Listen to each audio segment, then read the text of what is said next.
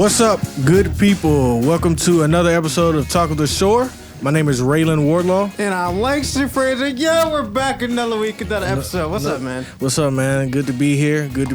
We got a really special guest.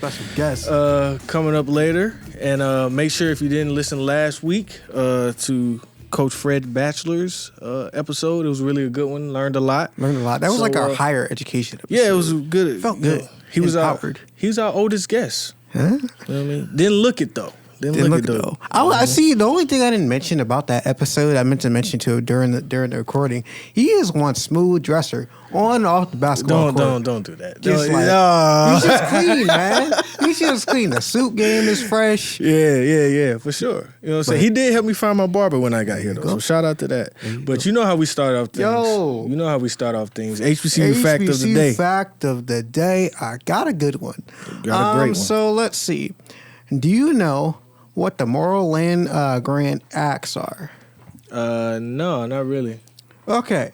So first was enacted in 1862. Mm-hmm. It was named the Land Grant College Act of 1862, or the Morel Act, which basically provided grants to states to finance the establishment of colleges, specializing in agriculture and mechanic arts. It was named after Vermont Congressman Justin Smith Morel, who lived from 1810 to 98. 1898, not 1998, obviously. Yeah. Granted to each state 30,000 acres for each of the congressional seats. First federally land granted in 1862, but it didn't apply to HBCUs at the time. Okay. And the only HBCU can be considered a land grant college is Alcorn State University in Mississippi. And that was passed during the second Morel Act of 1890, basically granted federal funds to HBCUs, then another 25,000 acres for basically collegiate development. Gotcha. And the only HBCU colleges that are 1890s land grant colleges. Well, it's more of them. There's more. There's a lot of them. But the highlights that we want to mention are Alabama State, Alabama A&M, Tuskegee, Southern Carolina State University. Say what? As you know, put the on that. Oh, appreciate the South illustrious. I'm sorry. There you Southern go. Carolina South State. Carolina South State. Carolina The State illustrious. University. I mixed triumphant. my words up. All that. I'm sorry. I didn't mean to disrupt you. Now he all in his feelings, folks. But the most important one. Which one? Maryland Eastern Shore. Here on this campus. That's right. HBC Factor. And speaking of Maryland Eastern Shore, we have one of the more prestigious alums of this university. She chuckled a little bit there. And this is her first appearance. First public appearance since COVID-19. The pandemic, which, it's a reason this is her first appearance, but we will get into that. So sitting to my right is assistant women's basketball coach Casey Monroe-Gaskins, formerly Casey Morton. What's up, Casey? What's up, Ralan? What's up, Langston? Thanks for having me on the show, guys. Thanks for pulling up, man. When Batch told us, he was like, I think you can get Casey to come on. I was like, she gonna come out. He was like, she'll come out. So I was like, he was like, she needs a little something. So appreciate you coming. Thanks for having me, man. Like you said, it's first public appearance. It's probably the first time I've been on campus in a year. Well, there we go. I know. Does it Glad look the same? we can ease you back in. I mean, no, it doesn't look the same, but it feels the same. Feels the same. That's all that matters. It feels the same. I'm glad to be back, man. Get out the house for a minute and just, step away from that little one. Just for 2 seconds. All right. But we always start off our first question. Casey, where are you from? What's your hometown? I am the shore, but I rep Salisbury, Maryland. That's where I'm from. Pride and joy. I wear it on my sleeve every day. Gotcha. So, what we'll ask you to do: describe Salisbury University, or not Salisbury University, Salisbury, Maryland, in 3 words. Just 3 words. Just 3 words. Small. Okay. Small. Quiet, and unique. Okay. You know what she did? She passed the test successfully. Look, no dashes. No hate. So the last 3 people have actually not done this. Usually we have people trying to like hyphenate words and stuff like that, and like live music is hyphenated now. Oh, it's all Trevor's fault. Trevor said live music. We was like, bro, that's not. I've been here 31 years. This ain't gonna take me long. It's not gonna take me long to describe that in 3 words, man. Got you. So why would you describe it in that way? So small, I mean, in the sense of we are very small, close knit. The population is very, very small. I said quiet because if you go back and you can do some research on it, most people that retire, they come to this area. Yeah, I did hear that. They do come to this area, and unique in the sense that if you look, how many hours are we away from Baltimore? 2. How many hours away from D.C.? 2. How many hours away from Philly? 2. So we're essentially like in the middle of everything. Yeah. 2 hours. Very diverse. You get a little bit of everything out here. For sure. A little bit of everything. And I think we might got the best seafood. The best seafood. Listen, everybody that's in Baltimore, the seafood is better out here. It is. It's better out here. I can attest to that. And I'm not a big seafood fan, but the seafood is better out here. And that goes to everybody that's down there in Charleston, South Carolina, Baltimore, Maryland. Putting everybody on notice. Listen. The weather broke this week, and I've been looking for a bushel of crab since it broke. You want the full full body? Don't give me the. I don't want to do the snow crab legs. I need the full body. I need that whole experience. Let me get a little messy with it. I do not like the. So how long you been here, Ralan? I've been 3 years. And you haven't had? No, I've had them. You don't like them?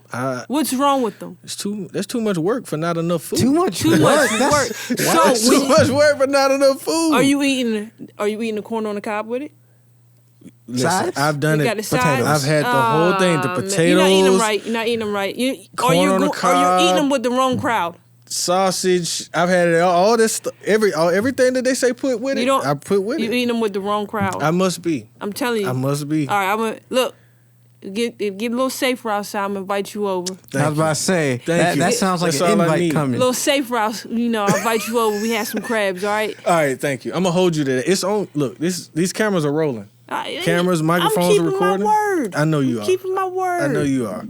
So, Casey, this is your 4th season as an assistant, and you had a very successful career. So we'll start with the coaching aspect. Then Langston will get into the career of you playing more. What does it mean to you to coach here at your alma mater? It's everything to me to be able to give back what I received from Coach Batchelor and the staff that I had, to able to give back to that youth and to these young women. That's something I always wanted to do, and to help them along the way.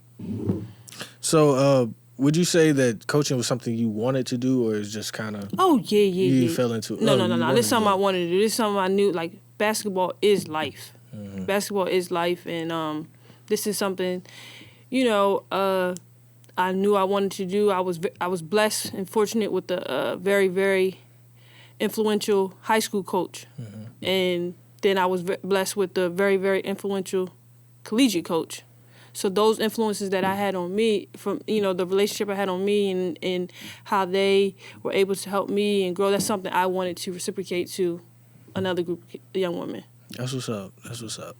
Good deal. So before even the coaching side of things kind of came up, obviously you played here 4 years, which that's it's come full circle. Very, very. So you put up what?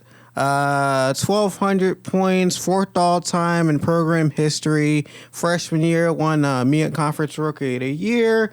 Got a spot on the All-Rookie team that year. And, All-MEAC team during your senior year. Kind of tell us about your playing days here on the shore. Oh, man, they were special. It's been 10 years since my senior years. And it's been since 2000.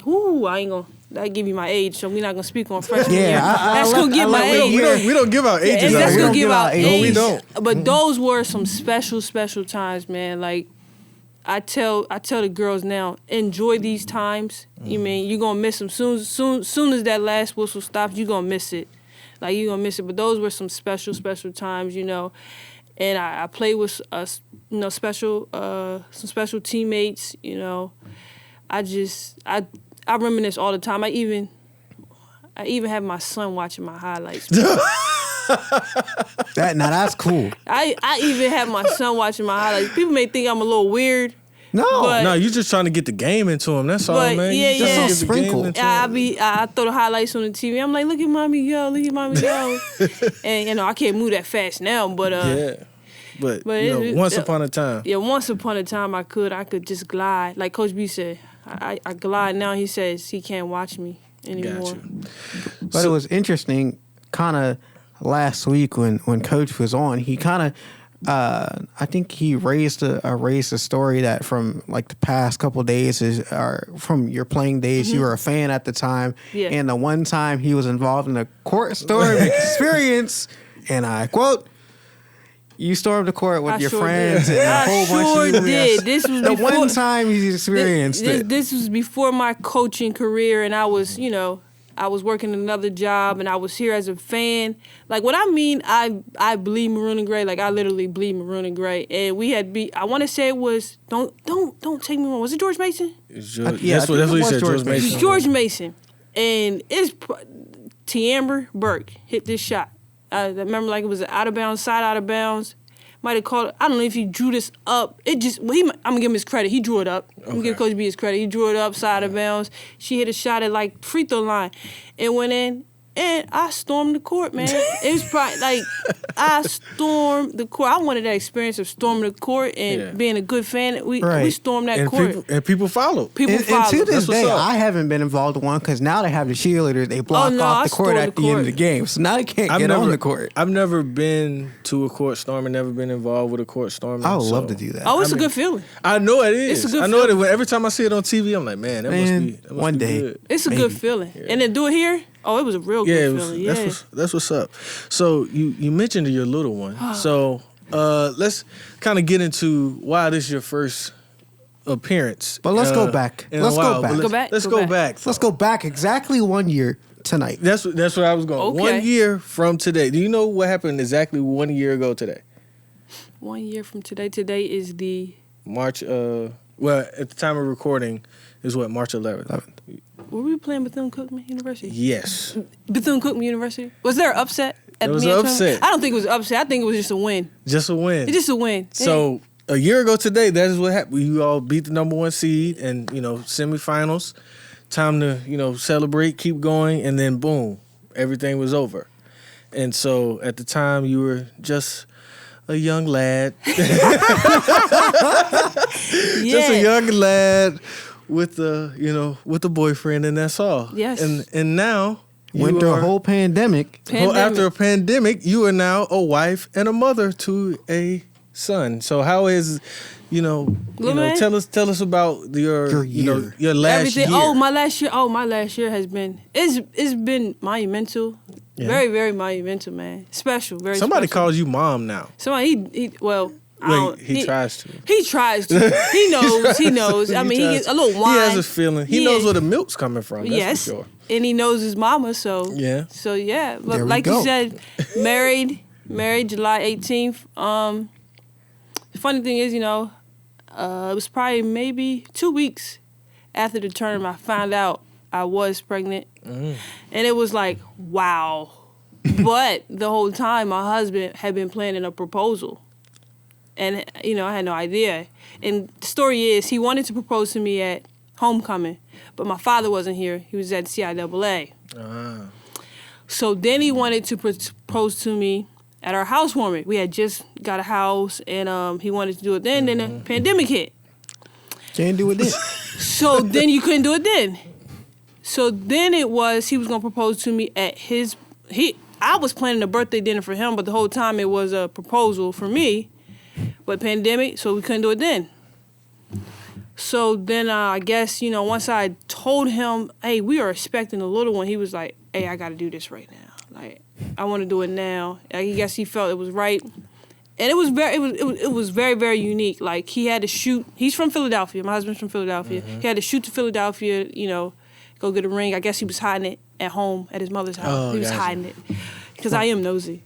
Yeah, he was. The only way for you not to find it was for him to put it in a whole other state, two states away. No, and I wasn't driving anywhere. It was pandemic, so I wasn't going anywhere. I wasn't going anywhere. And then, then it's at mom's house. So you go, I got to go see my mom. Yeah. He had me going, though. He had me going. I'm telling you, he had me going. Because I kept saying, why you keep going to Philly? Why you keep going to Philly? Like, why you keep going to Philly? He had me going for a minute. Mm-hmm. But, and we just got a house, and it's probably like 2 weeks since we come back.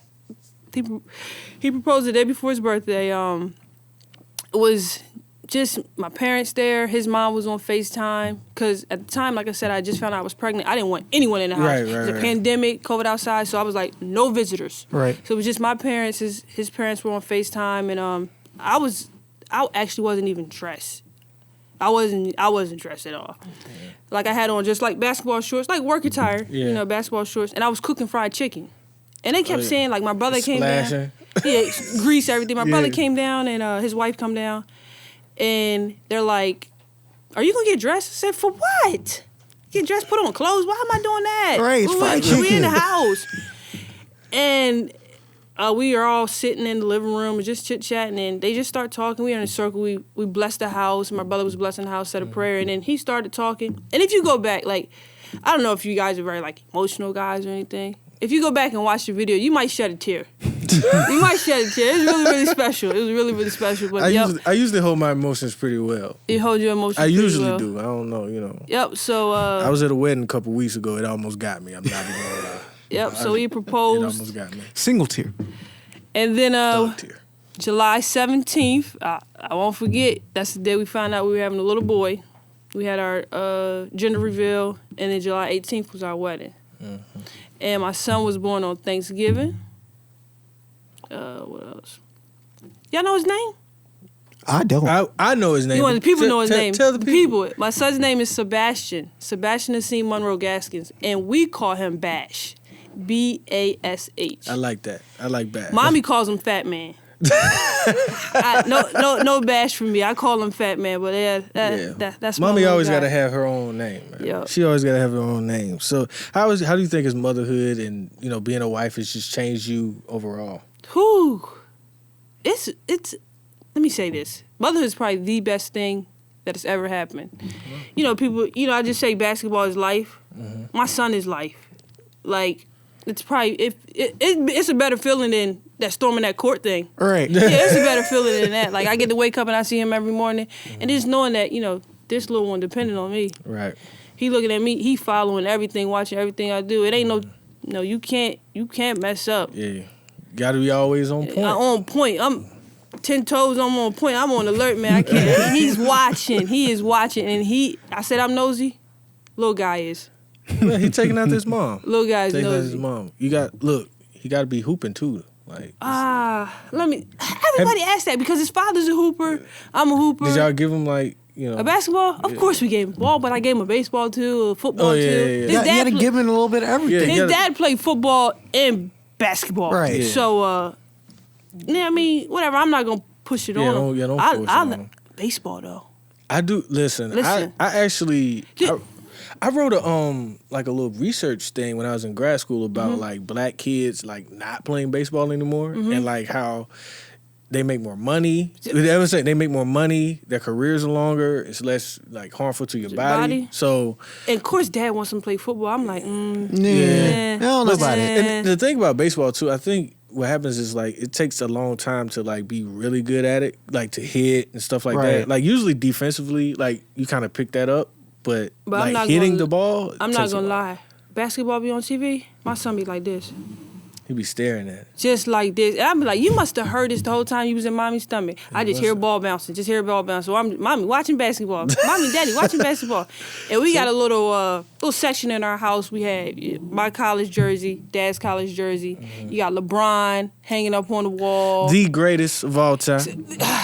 I don't know about that, Ralan. Come on now. That's a strong thing now. Now push there. I'm sorry, y'all. The greatest in the league right now. That's what I'm talking. I mean, okay, Michael Jordan better than him. Okay, all right, there we y'all go. Happy? We good. Yeah, we good. I'll take that strong one. number 2 though. Strong number 2. Strong number 2. Yeah, but I give y'all Michael Jordan. He watches. He's in the house and he's staring at our jerseys. Then he'll go look at LeBron like this, and I'm like, you are really amazed by LeBron, this basketball stuff. Do you think he understands, like obviously who's who, or do you think it's going to take a couple years, kind of everything can come full circle? Like, I know that person, but I don't know that person yet. I don't know. It's crazy because, like, even my mom, like, when she'll call, anybody call or wants to talk to him and basketball's on, it's like, Wow.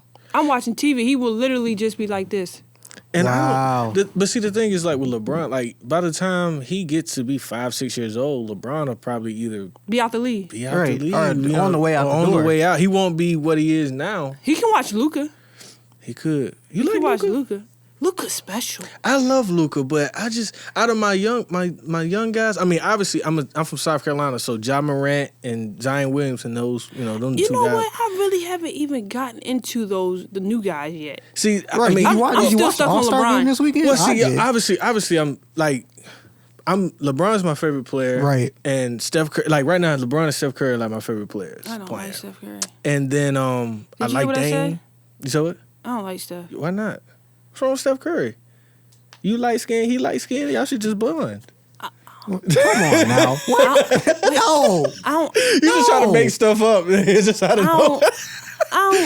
He got a lot of antics with him. Didn't he be dancing? I don't know, man. See, that's the thing. But man. he's an easy flowing, he just having fun. He likes his life. I like Dame. I do like. I love Dollar. Dame Lillard. I love Dame Lillard because it's funny. I say this all the time, and you a hooper, so you'll know this name. One of my favorite players ever is Brandon Roy. Man, if he didn't get hurt. I love Brandon If he didn't get hurt. Bro. Oh, man, if he didn't get hurt. It would be a problem. Because he was, like, but see, the way I look at it is if he hadn't got hurt, Portland wouldn't have had Dame. Because they would have been, like. Right. Because him and LaMarcus Aldridge had that thing going. Yeah. Like, you know, because Brandon Roy was a problem for Kobe. Like, he was a problem. And he got hurt. And it was kind of killing because he was. I think he's coaching high school basketball now. Yeah, he coached Michael Porter Jr. Oh wow! In high school. So but I was a big fan of Brandon Roy. But like, yeah, man, you got new favorites. Yeah, I knew favorites. But like out of younger, like you know, I mean, obviously, and probably like Ja Morant and like Zion because I remember me and Zion grew up like an hour from me, so I remember when he was in high school, and like if he played at 8:00, like you had to be at the gym at like 5 to watch him play. Yeah, you know that's how it was with me, right? Oh, here she go. I didn't. But hey, I don't blame you. I'm just saying I ain't want to toot my own horn or nothing, but yeah, that was because the gym could see 50 people. No. I'm telling you, we had sellouts, man. Yeah, no. Listen, I've heard. Sean told me he was like, yeah, when I used to, you know, because he was at the paper. He was like, yeah, Casey had the show rocking. Yeah. You know, when you were playing in high school, like, what was, I guess. When did you know, kind of maybe before high school, but when did you know, you were like good at basketball and then it was something that you could, you know, continue your education with? When did I, let me see. It probably was around like maybe like 8th grade.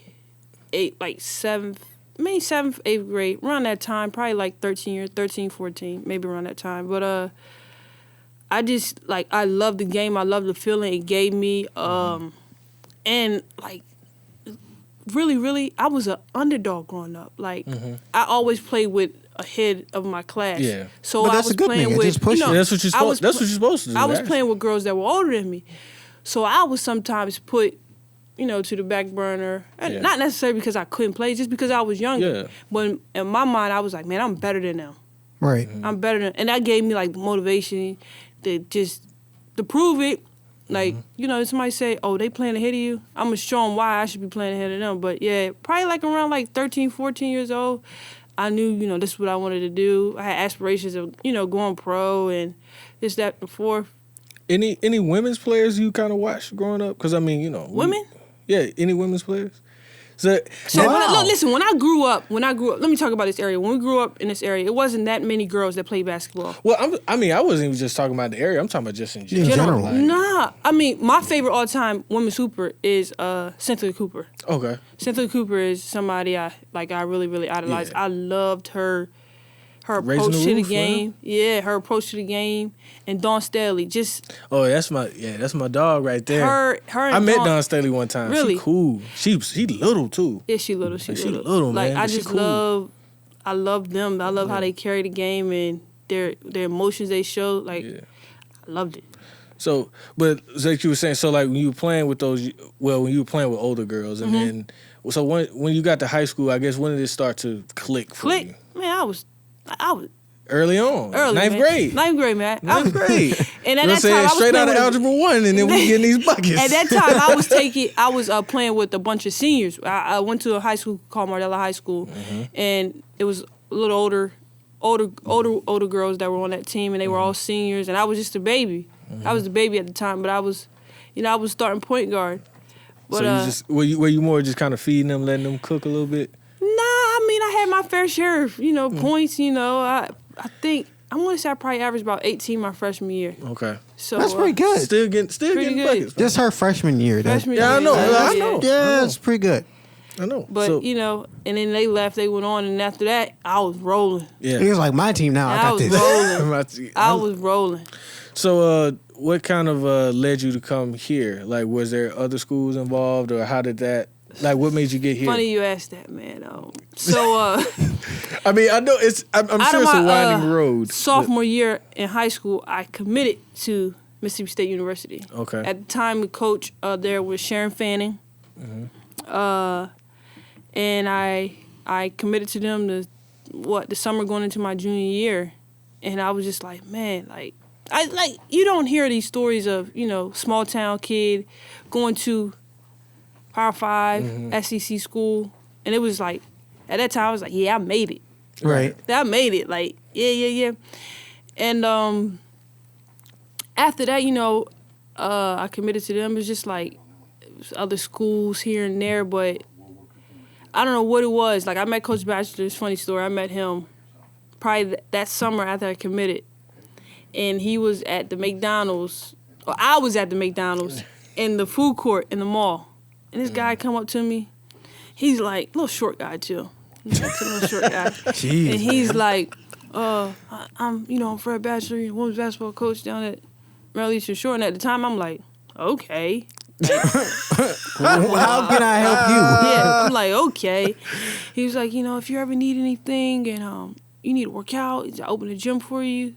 And I was like, that's special. This man already know I done made a decision, and he's willing to assist, open a gym, come work out. And from that moment, listen, everywhere I was in the summer, Coach B was there. It was like he was following me, man. Yeah, like everywhere I turned, I'm like, there that guy again. There he is again. Look. I would tell my teammates, look, man, there he is again. And at that time, I made my mind up I was going. But my mom, she experienced, some health things, nothing really serious. But and I finally sat down and I was thinking to myself, like, I want to be different. Like, I want to be different. Let me go be different. Don't just leave. I want to give back to where I'm from. Like, got you. I can turn this whole thing around. For sure. Like, let's stay home. Stay home. And then I wanted, like, my parents, my family to see me play, grow up. Like, that's something I just wanted to do. And my mother graduated from the university. Stepfather graduated from the university. So my family's here, and I just wanted to be different. I wanted to give back to my area. Like, when I tell you, I'm like, everybody was always like, are you ever going to leave Salisbury? Are you ever going to leave Salisbury? I mean, of course, everybody wants to leave for a minute. Right. Or whatever, but they're going to come back eventually. Maybe, but, like, I love where I'm from. Not ashamed of where I'm from. Right. Like, I do anything to give back, anything to help. Like, I bleed this area. I bleed this university, so I'm happy. I think I made the best decision of staying home. So you go from a player to a coach. Kind of what's that like transition like? Especially starting your coaching career so young. You've been in at it 4 years. It's still a young career. Right. How does that kind of transition from a playing side over to a coaching side? Well, I think I'm able to connect at a different level with the young women. Coach B, we ain't gonna say his age or whatever, but he's a little older, on the older side. Yeah. And it's I think it's needed to have a female on your staff. Oh yeah, I'm coaching big proponent of that. Women basketball. Right. Because it's some things we just don't know. No, yeah. We just don't know. As a male, you just don't know. You can't connect with them. They're not gonna share with anything. And I think like even though with me being absent, because of the pandemic, being a new mom and stuff, taking time off, I still talk to the girls on the regular, like, because we have that connection. Mm-hmm. And whatever they need, they know, Coach. They still call me Coach Morton. They gotta get used to that. You gotta wait until like the class that came in is all gone. Once they're all gone, you can just kind of start fresh. Like it's been so difficult. They be like, maybe if it's like, I don't know, is there another way you can tell them to call you, like Coach MG? That's what we're trying to figure it out. We're gonna figure it out. Like we're gonna get it like right. that. We're gonna figure it out because Monroe-Gaskins, it's pretty long, right? It is. It's pretty long. But yeah. MG, but we're gonna figure MG it out. could work, MG, but they call me on a regular. I just spoke to Amanda Carney today. She was like, just thinking of you, Coach. Hope everything's well. Mm-hmm. Like, so I try to stay connected with them. Anything they need, I'm here. They know that. But I really think me being a young female and them being young females, we connect at a different level. Do you think it's kind of a more powerful bond because you played literally on the same court as them? Yeah, and I can tell them, like, I know what this man wants of you. Like, Coach Bachelor coached me, so I know what he wants. I know he loves you dearly. Mm-hmm. He ain't gonna steer you wrong. So I can tell him ahead of time. I can see, like, Coach Bachelor, he may get his, like, face in practice. I'd be like, y'all might want to get it together. Yeah. Coach, you looking some type of way today, y'all might want to get it together. So, it's to be able to, share with them my experiences I had here and my experiences with Coach Bachelor, how he helped me. I think it's beneficial to them. Right. So when you were here, obviously outside of playing side, you had the educational portion. What did you major in when you were here at Maryland? I was an accounting major. Huh. Interesting. Yeah, I was an accounting major. That's something I took up in high school. Actually, they offered accounting classes in high school, and that's something I just like numbers, money. It's just something that just clicked with me well. And it wasn't like when I came here, people was like, "Oh, I gotta pick a major. I don't know what I want to do, and it's gonna be hard." With me, it was just like, "All right, I gotta pick a major. What am I good at? What's gonna keep me interested?" Right. So that's the route I chose. But it works out perfectly because aside from being the assistant coach, you're always trying to travel and the planning portion of the season. Traveling, the planning, budgeting, I got all that. So it worked out well. It worked out well. Fun fact, I minored in accounting in college. Huh. You minor. I minored in accounting. And I was... Did you like it? I did. The only part I did not like was like the very first class I had to take the what was it, the financial part when they was really first getting into like balance sheets and income statements. Yeah, and stuff. I just did that last semester. Like, I didn't like it either. That was kind of, I was a little slow on that, but once we got into once we got to the actual numbers and like, we got into doing like 1040s and stuff like that, then I, kind of do it. Because I mean, like I said, I just did my taxes myself last night. You did. They gonna shoot them back. You said what? They gonna shoot them back. For real? If you did them yourself.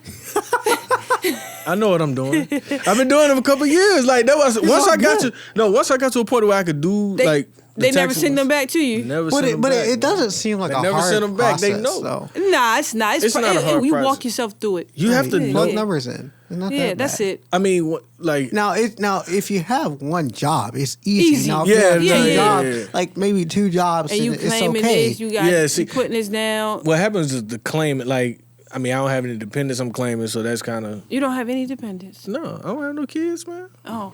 No kid life. No kid life, man. I'm out here. You know what I'm saying? You got any friends for me? Let them know what's up. Oh, all right. All You know right. what I'm saying? I'm on the shore. You know what I'm saying? You got an old teammate or something. Tell them I'm available. Says the guy at the Drop end of the your show. Do not Twitter slide handle in or my your DMs. Instagram. Oh, it's always out there. We'll do that at the end. Oh, We'll do that at okay. the end. But Case, you know what I'm saying? All I'm right. out here. I'll Because see- you are the shore. So I'll see what I can do. I'll see what I can do. The connections are good. It works out. No. So you kind of work on the travel side of it. Kind of what kind of goes into the travel side of the business of basketball season, making sure plane tickets, hotels are booked, schedules are set. How does that all work? Oh, well, first thing first, we want to stay in budget. We're going to stay in budget. You heard me? Everybody here, we're going to stay in budget. Mm-hmm. So we try to limit how many days we're on the road, how many nights we're staying somewhere, just to make sure we stand within budget. But we want to make sure our student athletes are well equipped, ready to play, well rested, stuff like that. And you got the what time we leaving, where are we gonna stay, what do these athletes, what do these young women need to eat to feel their body? Like, you got to think of all of this stuff. Make sure we keep in budget because we ain't you understand, we're not getting what per se a Duke may be getting. Right. So we want to stay within budget, but we want to make sure that they do feel like a Division I student athlete. Mm-hmm. So I'll make sure they eating right. We staying at some nice hotels.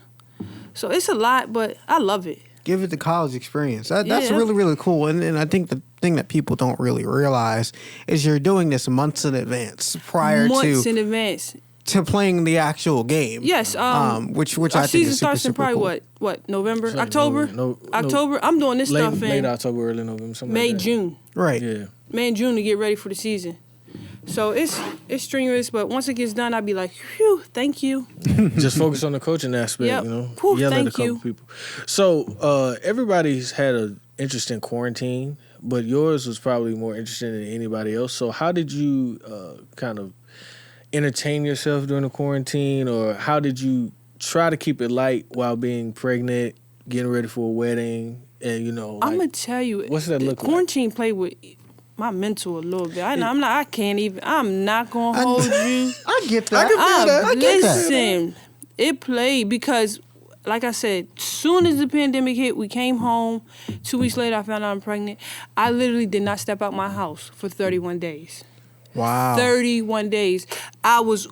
You mean like past the driveway? Or No, like... I'm meaning like past the door, Langston. I didn't go past my front door. Ooh, man. I didn't get any sun. My mom said, you need to get sun. Yeah, you gotta do that. My husband was like, you need to go outside. You can walk. I didn't go. I was terrified to go outside. Wow. Well, because you had the baby, so it was like I had the baby. I was like, man, I don't know what's out there. I'm just gonna stay in this house. I'm gonna stay on this side of the door. Right. I was doing Uber Eats, the Uber groceries. I was DoorDash. You name it, she's done it. Listen, and when the food get delivered, I'll tell the delivery, just leave it there. I'll get it. Yep. I'm gonna get my wipes. I'm gonna clean everything off. Don't put the gloves on. Yeah. So I was watching all types of shows, Netflix, whatever you could think of. Anything that was on TV, I was watching. Did you have a favorite show or something that you kind of took interest in that you didn't think, pre-pandemic you would have watched? I rewatched. I don't know if you guys know the series The Wire. Oh, come on, man. That's 2 weeks. That's 2 weeks in a row. I'm telling y'all, bro. That's 2 weeks in a row we talk about The Wire. I rewatched The Wire. I still haven't watched it. What? Listen, I gotta ask you because I get schooled every week on this show. I rewatched something The Wire. I haven't done. All right, it's great. Okay, Langston, this is quick little moment. Like usual. I'll let you have your. Who's your favorite Wire character? Well, just or like I said with Batch last week, just throw some couple out there. Because for me, Bodie, that's my Bodie's my guy. Where was the young fella that he was killed early on? Oh, spoiler alert. Wallace. Wallace. Wallace is a snitch. What? Shout out to Michael B. Jordan, because that's who Wallace is. But yo, great actor. As soon as he Wallace, Bodie, Omar. I ain't like Omar. You ain't like Omar? I ain't like Omar. I ain't like who was Stringer Bell? Oh, Stringer Bell. Yeah, Stringer Bell. I'm saying Idris Elba, but Stringer Bell. I hated Stringer Bell. Why? He was a smart man. He was always one ahead. KC. You're letting him down. You was attracted to Stringer Bell. You weren't looking at Stringer Bell. He is so terrible. Why? Listen, I hate Stringer Bell more than the Cowboys. That's a fact. I do not. That let me know Idris Elba was a good actor, because even when I see him in other stuff, I don't just see his face. You see Stringer Bell. I see Stringer Bell. That's even in Daddy's Little Girl. I saw that before I watched The Wire. Oh, so that was why I was like, I'm about to say, come on, man. I watched Daddy's Little Girls and This Christmas before I watched The Wire. So I was like, oh, Idris Elba, he the bad dude. Then what was the detective's name? Not Bump. I loved him. I did like Bump. Yep. I did like Bump. I loved him. I did like Bump. I didn't like the other guy, McNulty. Oh, you ain't like. He was dangerous. He was dangerous. He was bad for everybody's mental. We was talking about McNulty was bad for the mental. I'm sorry. We throwing people like you have no idea. You gotta I'm talking about, but like my honorable mentions. I liked Weebay. What's the young guy's name with Michael, ponytail? Hated Naaman. Was it that Naaman? Naaman. Hated Naaman. Who else? Poot was cool. Poot and Bodie. They ran together. They was cool. You should start a Wire podcast. Bro, that's your next. Come on, man. That may be the next. So I watched The Wire. I rewatched The Wire. I'm telling you. What else did I rewatch? I started watching For Life. You see that? That's on ABC. Yeah, no, I haven't. I heard you gotta watch For Life. You watch Snowfall? That might be the best show out right now. Wow. See, Langston, you gotta watch The Wire and Snowfall. Get on. Last season's Power is this season's The Wire. Remember last season? Yeah, I was talking about last season was all Power. Yeah, I remember. No. Snowfall. But Snowfall, man, it has really kicked up. It's really kicked up. Snowfall is it. Franklin, some people was trying to tell me Tariq and Franklin Saint is a comparison. Franklin, are you serious? Bro, Franklin's different. I was like, dude, I don't need to talk to you no more. You and think it's Tariq deeper is, than what people think it is. I'm telling you. Because when they, like the Gustavo and the Teddy part, like I'm like, yo, that's crazy. But I mean, I ain't gonna. We ain't gonna ruin it. We're not gonna ruin it for the people. We ain't no spoilers. No, just go watch Snowfall. Just go watch it. This is not a shameless plug for ABC. Yeah, we not shamelessly plug. We just talking about what we watch, but you know, but yeah, man. Shout out to rewatching The Wire. For Life. I heard For Life was good. For Life is pretty good. This is based off a true story. Yeah. See, and that's the thing. I'm always here for the true stories. I really, really like that. And I got into cooking. Yeah, I was doing a lot of cooking. I don't know if because it was the pregnant. You know what? It's past at the time we're recording this. It's like, I don't know, 4:30, something like that. Bookstore is closed, but they have books in the bookstore for $1. They got a whole bunch of cookbooks. Cookbooks? Yeah, went there yesterday. Oh yeah, I was doing a whole lot of cooking, Raylan. That's what's up. I was doing a whole lot of cooking. What's your favorite? What's your go-to dish now? Oh, I don't. Well, it's hard to cook now with the baby. Oh, okay. Yeah. So, what was I cooking a lot? Oh man. So my mom used to make these turkey wings, right? Do you eat turkey wings? I love turkey wings. Turkey wings. And I got the recipe from her, so I was just turkey wings, whatever, cabbage and see, that's my rice and gravy. My next step is like I'm trying to get on like the cabbage and collard greens. You don't like cabbage and collard greens? No, you love them. I want to learn how to cook. Oh, okay. No. I've done collard greens for Thanksgiving, like from scratch. Yeah. Painstakingly long process. That's what. See, and that's the problem. But you feel amazing. At 31 after years you cook old, them. I cooked my first thing of baked mac and cheese, and I don't even eat it. My husband eats it, so I don't eat baked mac and cheese. Right. Yeah. See, and I got the. How did it come out? He ate it. He might eat anything I cook though. So. But I was saying like he gotta like it. Yeah, he had no choice. Yeah. He gotta like it. Even if he don't like it, he gonna be like, oh babe. That's pretty good, right? That's good. That ain't bad. You know, maybe try this or try some different little cheeses. That's all he gonna say. He not gonna say it's bad though. Yep. But I mean, you know, if you was actually, you know, taking your time. But I mean, dog, that's what I'm saying. I know good food. My mama got 7 sisters. So you know how to. Man, we cook. And you from down south? I need to come to your house for Thanksgiving. Yeah, man, come on. Not saying my parents can't cook, but like. But it's just what happens is because my family gets that big. Like everybody, instead of like my mom, instead of ever having to cook. Well, this year, you know, with COVID, she had to cook the whole thing. Right. Usually, she would just focus like, all right, cool. My mom made good. Somebody else bring this. Yeah, somebody else bring that. So I always, every time we get there, I always get the best. Like whoever makes the best macaroni, whoever makes the best greens, whoever makes the best cake. So. All right, so let me ask you a question: sweet potato or pumpkin pie? I don't eat pumpkin pie, man. That's a tough question. That ain't tough. Sweet potato hands down. Sweet potato pie. Man. I like both. Oh no! I like both. Now, but on like if you're gonna say like one or the other on a random day, I'm probably gonna say sweet potato. Okay, all right. Just make sure. Sweet potato. Yeah, sweet potato pie all day. I'm not a big pie fan. That's like really one of the only pie. I don't really eat apple pie. I don't really mess with pecan pie. Just give me sweet potato. I get that. Sweet potato pie, I can do that. I'm not big into cobblers. What? Me either. I'm not big into cobblers. I do like my mom makes the best. My mom makes the best pound cake I've ever had in my life. I am starting to like pound cake now. Man, listen. Casey, you put some strawberries and some whipped cream. You don't even, man. My mama pound cake. You don't need none of that. You just eat the pound cake. I will take a slice. I'm telling you, look. See, that's why you should have had me. If I was traveling with y'all, every time we go down south, my mom would make one. Cooked. She would make pound cake and bring it, and I'm talking about. We might have to switcheroo with you and Sean next year. Every time, we go down south. Every other trip. Yeah, we might have to do a little switcheroo. Alternate years. I was just about to say because I went home like a month ago.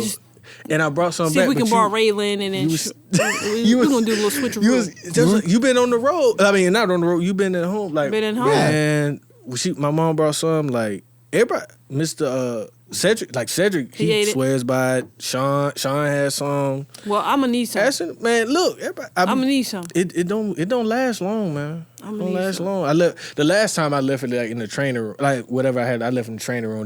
I was like, y'all have it. Leslie was going crazy in there. But I think the thing I missed the most because of the pandemic is actually playing basketball. Yeah, like actually seeing the games. Let's talk about that because I'm getting notices from my control room to start wrapping things up, which is okay. We're on a tight schedule today. Yeah, you gotta get to what's kind of been the evolution of women's basketball? We had Fred Batchelor this last week. What's the evolution of women's basketball for you, and kind of what's the most memorable thing that you've taken away, either home or an away game? Evolution of women's basketball? I think probably. You seen the young lady at Stanford? I don't know her name. I don't want to say her wrong. Y'all don't see her dunking? I don't. Oh, no, she dunks. Yeah, hold on, time out. She at Stanford right now? Yeah, she at Stanford right now. How tall is she? She only about 6'1". See, yes. Okay, yeah. Because, see, that was one of my things. I was saying, like, I was waiting to see someone who was like a woman who was like 6'6" that was really banging the thing, because Brittany Griner, that's cool. That's cool. But she's no. 6'8". This young lady, banging that this thing, young lady is really going. I think the women's game is getting more exciting, and I think what Kobe was doing to help promote women's basketball was something really, really special. Like, he was taking his daughter to the games. He was like an advocate for women's basketball. And I think with the NBA and those guys helping out, promoting the women's game, I think it's helping them out. It's gonna be something special. And how do you think that's like transferred, like the evolution of the game is transferred like to campus? Like, as far as since you played to wow, now? Like, man. We're not gonna speak on that, but I just believe that the game is coming a lot quicker. It's a lot more entertaining. Fans are willing and wanting to come watch women play. Mm-hmm. You got young women that's more interested in women's basketball, and they want to see the game and come out and watch these young ladies perform at a high level. Mm-hmm. So I think it's evolved a lot since I've been in school. Yeah, and I think that's great because, like how you were saying earlier, you didn't like when you was growing up. Well, the WNBA was still kind of young, but you still kind of just your favorite players were the guys. So at least now, like they have someone to look up to, somebody to watch. Really, even Cynthia Cooper at that time. I probably was different. I was really deep in basketball, so I knew these women. I watched it. Yeah. Like, Cynthia Cooper was somebody older at the time. Right. She was. Even when I was younger, she was somebody older. Right. Dawn Staley wasn't even playing at the time when I was coming up, but I knew their game and I was able to go back and watch them. And those are some people I idolized. But now, you turn on the TV, you got Diana Taurasi, even Maya Moore, who hasn't played in years. What's some of the newer? What's the young lady that played at Asia Wilson? Asia Wilson that played at South Carolina. The young lady that played at we Oregon. Hoopers. Oregon. Inescu? Yes. Yeah, she's a special player. Yeah. So I do like that. I do like the fact that there's more women that are playing the game at a high level that younger girls can like see play and not, because I feel like if you're a woman and if you're a little girl and you're watching, like, you still know there's going to be like some physical limitations that guys will be able to do. Right. But if you can see that woman, like, I definitely can do that. Yeah. You know what I mean? Right. But But I do like what's that girl's at Stanford's name? I know you're talking about now. She can't. She's really dunking it. And I mean I don't. I know I heard something like a few years ago. I don't know if you heard that. Like, they were saying something about they were going to try to lower the rim. For the women. I was like, don't do that. Don't do it. No, because I guess they were saying if you lower it, more of them can dunk. But okay. Don't do that. But don't do that. Have you guys been to a WNBA game? I have not. Go. Well, I heard WNBA games are actually like more fun in person than like NBA games. But that's the thing. Until I moved to Indianapolis, like I really never had an opportunity to go to a WNBA game. I never got the chance to go, but like I've been to a few Mystics games. Yeah, they're very, very entertaining. And them women, they are. Very skilled, very, very skilled. Yeah. They do have to, and I can't. I think. I mean, people have called me crazy for this, but I think just overall, I think usually women probably are better like overall shooters, like from like top to bottom. Because I remember when I was like 14, the minute I got to high school, the only thing we wanted to do was try to dunk. Like, that's all we was trying to do.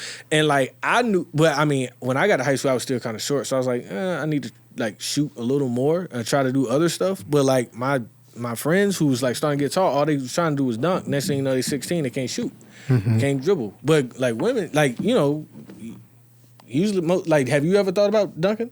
Never. You know what I'm saying? But I'm trying to make a shot from half court. Right. So that's what I'm saying. So you're just working on like kind of the overall game. And I think like that's how it is for like top to bottom for women. Like they don't really think about the dunking aspect. As us, man, please. Right. As soon as I got to high school, the highlights. Men looking for the highlights. These women, they highlight this, man, getting a stop on defense, getting a steal. Yeah, I've noticed that. But I've noticed that. But I mean, I'm just saying, like I have dunked before in my life. It is a different kind of feeling when you. It's okay, Ralan. It's a different kind of feeling when you. I need footage. I don't have any. Well, I don't, and I'm not gonna lie. I don't have footage of me dunking. But I ain't no liar. We take your word for it. 3 times in my life. I know exactly where I was at. Take his word. We take your word for it. Last time I dunked was in college. I was a junior in college for an intramural game. Gave him that bang bang. Wasn't even trying. I was like, oh man, I'm up here. It was a weak dunk. I ain't gonna lie. Wow. It was weak. I'm talking about I'm telling y'all it was a weak dunk. And I don't even try. And I walked by the goal the other day. I was like, man, it's a long way up there now. that 10 foot is Hops high. ain't there no more.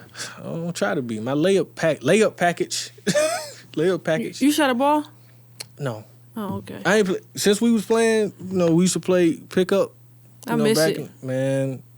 Cause look, Langston, what was that, last summer? Well, not last summer, but the last summer when we was out, man, Casey had us playing pickup all the time. And I got a little wind back, started to lose some weight. I don't think I can. Jumper was coming back. I don't think I know how to dribble the ball now. I wouldn't dare run up and down. Don't say that. I don't think you're a basketball coach. Oh, I can tell them what to do, but me getting out there doing it, man, that's gonna be a whole nother story right now.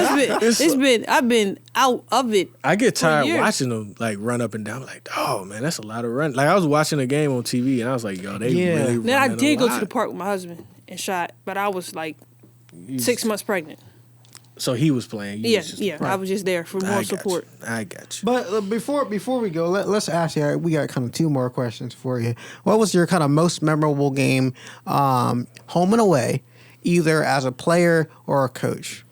Let me do a home game as a player. Home game as a player. I was a freshman. We played Delaware State. I had a game winner. Okay. Game winner against Delaware State. Our arch rivals sure did. Game winning layup. We called 10 high pick and roll. Yeah, I'm pick and roll. Coach B said go. I went. They set the pick and I just probably went and it was an and one. That was pretty special. She ain't hedge. No, she didn't hedge at all. Or she tried. She was too slow. That's what I was about to say. If she tried, she was slow. She as just a coach, didn't do it at all. I want to say my most memorable was probably that game against Bethune. At the MEAC tournament. Yeah. That was special. Great picture. You see that? Yeah, when that was special because of the season we had. Like it was so up and down. It was so up and down. Like the short, it's a wave. I get it. And it's the girls never cracked. Yeah. Even at our lowest points, they never cracked. They were always ready for the next challenge, and we could just feel it. Like something happened. That just turned right before going to that tournament. I think we were on like a 3 or 4 game winning streak, and they just felt it. going into that game, they said we're winning. We win. They had it. Right. Yeah. Coming out of that tunnel, going down onto that court, you could see their whole attitude, no nerves and nothing. They were ready to play. Like they were ready to play from jump, and they never folded. Even when Bethune made their run, we had Adrian Jones from Baltimore. And it was I think Coach B may got a technical. Well, he talked about he was trying to get a tech. He said he was trying to get a tech. Well, I think he got the tech. Well, he got the tech. Did he get? I he can't got remember. The tech. And Adrian turned around and said, "Coach, relax. Yeah, we got you." And from that, I was like, "Man, this game is won." Yeah. We good. I'm gonna just sit back. I almost got kicked off press row too. I told it last week. I almost got kicked off. Man. You got kicked off. I almost did because, like when I think Brooklyn was about to shoot his 3, and then I was like yelling, and you can't yell on press row. So yeah, but those 2 games, and as a fan, my most memorable game was when the Shore beat Hampton to go to I think they beat them in the round before the semifinals because they went to the semifinals and then they went to the championship game. But they beat Hampton, and Jessica Long, who's down here as our graduate assistant, hit the jump shot to win the game. Yeah. Man, that's probably one of the greatest games I've seen. Nice. So as we wrap up, where do you see yourself in the next 5 years? Oh man, in the next 5 years, that's kindergarten PTO meetings. That's funny. You right. You might be right about that. You right about that. At a soccer game, little what's the little wiffle ball games with my son. But I see myself, enjoying motherhood, being a great wife to my husband, and just prospering and growing as a collegiate coach at wherever I may be. But I prayerfully, it's always here at home. There we go. That's what's up. And before, we let you go, would you have any socials, you'd like to plug? I mean... Socials? Yeah, where can the good people find you? Yeah. The good people can find me... Twitter, wherever. Coach C _UMES on all social handles. That's the first. I think that's... Because usually people got... Even myself, I have to go around, but, Yeah. That's what's up. Yeah. Well, dope. Casey, appreciate you coming through. Good to see you. Thanks for having me, man. And before we end, I gotta give a shout out to my brother. I'm a twin. I'm a twin. If you guys didn't know, my brother just had his first child, also little girl. So he had a girl. He had a girl. So I had the boy. Gave my mom her first grandchild. He gave her first granddaughter. So special, They're 3 months apart. I have a niece. Her name is Mallory Joy. That's what's up. Yep. That's what's up. So I became a mom and an aunt in the span of a pandemic. I'm telling you, man, all that.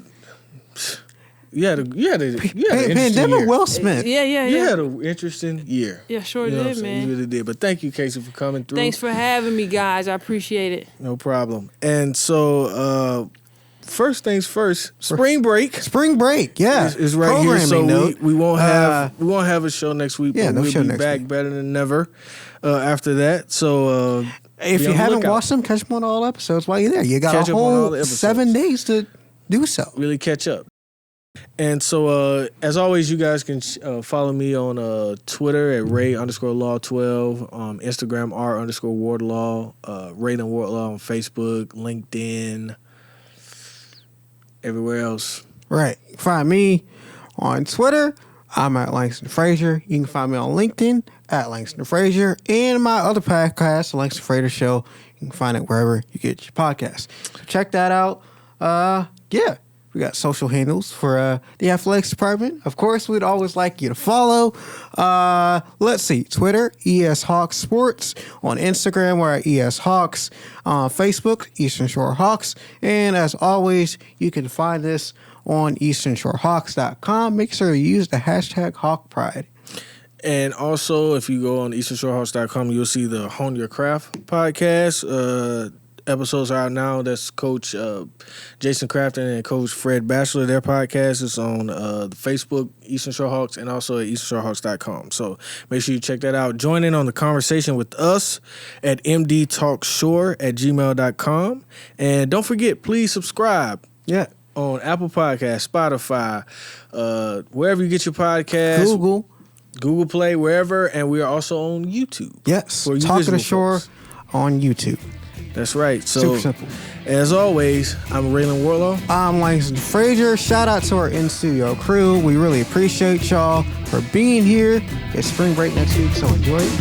And we'll see you next week on Talking the Shore. Get some sand between your toes, people. Yeah, man.